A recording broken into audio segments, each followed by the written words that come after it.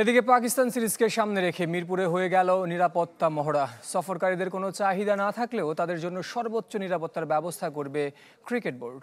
AC কেনার কথা ভাবছেন? ভিসা দিচ্ছে যে কোনো এসিতে 15% নিশ্চিত ছাড়। এছাড়াও থাকছে মানি ব্যাক গ্যারান্টি নিশ্চয়তা।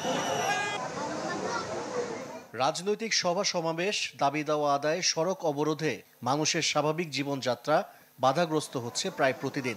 এমনই পরিস্থিতিতে ঢাকায় এসেছে পাকিস্তান দল। বৃহস্পতিবার মিরপুরে নিরাপত্তা মহড়া দিয়েছে সেনাবাহিনী। যে কোনো অনাকাঙ্ক্ষিত পরিস্থিতি সামাল দিতে সিরিজ জুড়ে প্রস্তুত থাকবে তারা।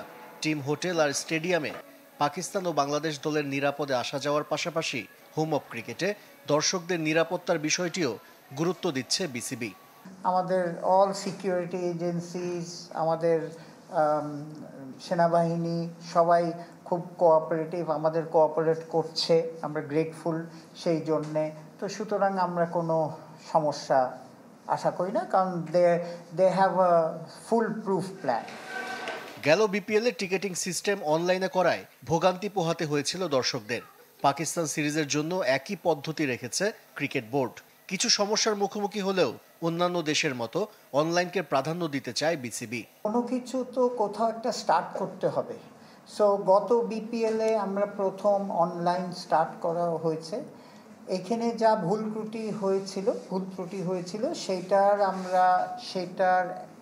এক্সপিরিয়েন্স নিয়ে এইবার আরও ইমপ্রুভ করার চেষ্টা হচ্ছে। শ্রীলঙ্কার বিপক্ষে সিরিজ জয় ক্রিকেটারদের মতো বোর্ড কর্তাদেরও আশান্বিত করছে। তাই তো পাকিস্তানের বিপক্ষে বাংলাদেশকেই ফেভারিট মানছেন। বাংলাদেশকে হোম ভেন্যু আমরা আগিয়ে রাখবো। আশিক রুদ্র, চ্যানেল 24, ঢাকা।